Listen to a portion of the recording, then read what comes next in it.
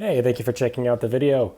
In this one, we're going to be taking a look at the RovyVon E1 keychain or fob flashlight. RovyVon is known for making awesome keychain lights. This is no exception, and it's a little bit simpler than some of the others in the Angel Eyes line, which I do appreciate. So we're going to take a look at this flashlight. It's on sale during Black Friday 2024 right now, so if you like what you see, it's going for $26.36 as opposed to its normal price of $32.95. The E1 comes in a nice little plastic case or box, and inside you'll find like a paper cutout where the flashlight will be sitting in when you first open it up. Underneath this, you've got a bag with some accessories in it, the manual itself, and then a certificate of authenticity / quality assurance slip as well. So that's what's in the box and included with the light. As far as the accessories go, they give you a few things in here. There's a couple of key rings. There's a more traditional one and a flat one. So either one you want to use, they give you the option. They both appear to be the same diameter, at least the outer diameter is the same. And as far as, putting these on the fob, you can do that through this way or this way. So pretty cool design. Another thing they give you is really tiny, but it's a spare USB-C port gasket. So if yours happens to fall off, they give you a backup. Nice to have. And then this clip here too. Now, this clip can go onto the midsection of the light. It looks as though it can attach it at 3 different places. However, I find it's most reliably or most securely attached just here at the midpoint. But you can't do it in either direction. So if you want this way or this way, either way works. I'll just pop it on here so you can get an idea what that looks like. I did try it in the other 2 spots and it didn't quite fit as securely. So I'd say definitely stick to this. This is the E1's cousin, the E8. Done a video on this light in the past, and it is more complex, more functions. For example, you have UV, you have red light, and let me see if I can get to it. Just a side light bar on this one, as well as the forward-facing lights that you might expect. Oh, I need to turn this off first. There we go. But yeah, so the E8, because this section on the opposite side is taken up by this light bar, this is the only place for this clip to go. I was thinking maybe the clip could be moved up and down here, but it is just most securely attached on the midsection on this one. Just want to point that out. Back to the comparison between these two. So there's a bunch of different Angel Eyes options from RovyVon. This one is pretty complex. Can you get used to it? Absolutely. I'll break it down in the video, but yeah, pretty straightforward once you get the hang of it. However, this one, what I really like is it is uber simple. Basically, this rear switch just gives you momentary max brightness. If you hold it down, release turns it off, and then a double press gets you in a strobe. It is a variable rate of strobe and max output, so pretty good strobe as far as strobes are concerned. I can't say I use them myself, but that's what a lot of people seem to look for based on the comments I see. And then the front switch operates your main light. So one press gets you to moonlight, single press on and single press off. Once you have turned the light on and double press, you get into the main cycle of modes. So here, you can get low, medium, and high. And this flashlight does have mode memory. So you can, leave it on a particular setting, hold the switch to turn it off. When you go back to turn the light on, once again, single press from moon, double press gets you into the main mode. It'll remember that last setting that you had saved. That's the gist of the user interface with this flashlight. One other thing to mention that you can do, when we turn the light on, you're going to notice which power source we're using. So if I turn this off and turn it on, you'll see we are using its built-in LiPo battery. If you wanted to change that, all you'll do is turn on the light and then triple click the top switch. And then we get indicator letting us know we've switched over to the AAA power source.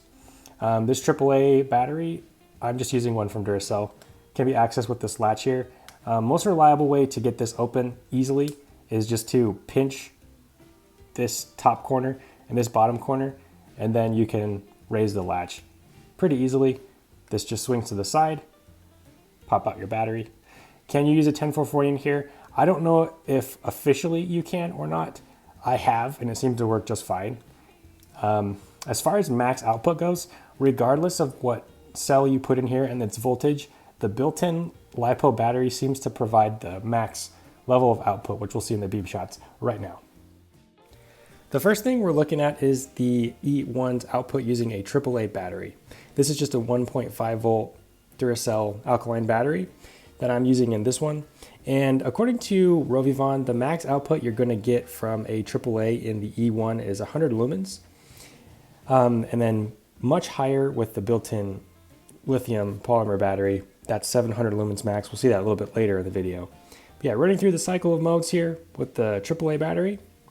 Another thing I should mention is that some of these Angel Eye flashlights are available in like a 4000K warm white version or high CRI, whereas this one in this video is a 6500K cool white version. So you do get more output in terms of lumens with this model, but the color rendering index is not as good as the other options. Basically, color rendering index or CRI is just how true to life colors appear using the light from the LEDs. That's the layman's understanding that I have anyway. But yeah, here we are using the built-in battery. Do get a fair bit more brightness out of it. Probably just higher voltage going to those LEDs. And like I said before, I have dropped in 10440s in these lights in the past. And I still think the built-in battery kicked out the very most light. The highest output possible is just using its built-in battery. So you may want to drop a AAA alkaline or lithium metal battery in instead, just to have like maximum runtime as an option. So you have the option to do like blasts of output with the built-in polymer, and then your super long runtimes with alkaline or nickel metal hydride or other battery chemistry in the drop-in option. That'd just be how I'd run it.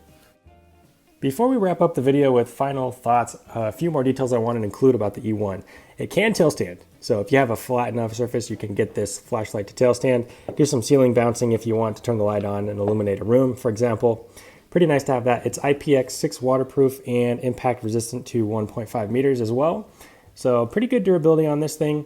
It does have some glow accents too. Let me try to charge it up here. Yeah, right there, and then I'll turn this light off. You can kind of see that. So yeah, a little bit of personality going on, a little bit of extra right there. Pretty nice to have. I mean, just kind of extra cool factor. The body is a polycarbonate, basically plastic. Seems tough enough though. So right now on Amazon, this is selling for $26.36 during the Black Friday season 2024. Nice little price point for a gift, depending on the person in your life that may enjoy one of these little fob lights. And this would be a good gift for somebody who's not like hardcore into flashlights necessarily. Like the E8, for example, it's got so many bells and whistles, it's almost daunting. It's pretty complex per square inch, but this one's a little bit more manageable. So I would say this is geared a little bit more towards someone who prefers simplicity, or maybe newer to the flashlight game, the modern flashlight game. Yeah, the fact that it's USB-C rechargeable is cool. I go on and on, probably too much about built-in batteries, but you know what? Someone's got to do it. I don't want all my stuff to have built-in batteries and just get phased out. I'd rather have the ability to replace batteries, especially on quality products. So this gets a pass because it does have a built-in battery, but you can supply your own cell and run that too. So that gives extra longevity to something like this. I really appreciate that. And yeah, I think it's cool how this has been done too, and you can switch back and forth. So a lot of optionality with this, and I'm a big fan of options as a consumer. So that's pretty much my thoughts on the E1. Let me know your thoughts in the comments below. Have you used a RovyVon flashlight before? What's your experience been with it? Do you enjoy their products? Help the community out. I review so many lights, and it's a privilege and it's fun. However, I cannot use all of them regularly and give you guys honest, like long-term thoughts on them. So although I'd love to be able to say how this has done, being carried, all the time, I cannot say that I have done that. So if you have, please help the community out and share your experience in the comments below. I greatly appreciate that. I also appreciate any support in the forms of likes and shares on the video as well. And if you're not subscribed, please do if you enjoy flashlight content moving forward. But with that, let's wrap up the video. Thank you so much for watching. God bless you. Merry Christmas early, and I'll see you in the next video. Take care.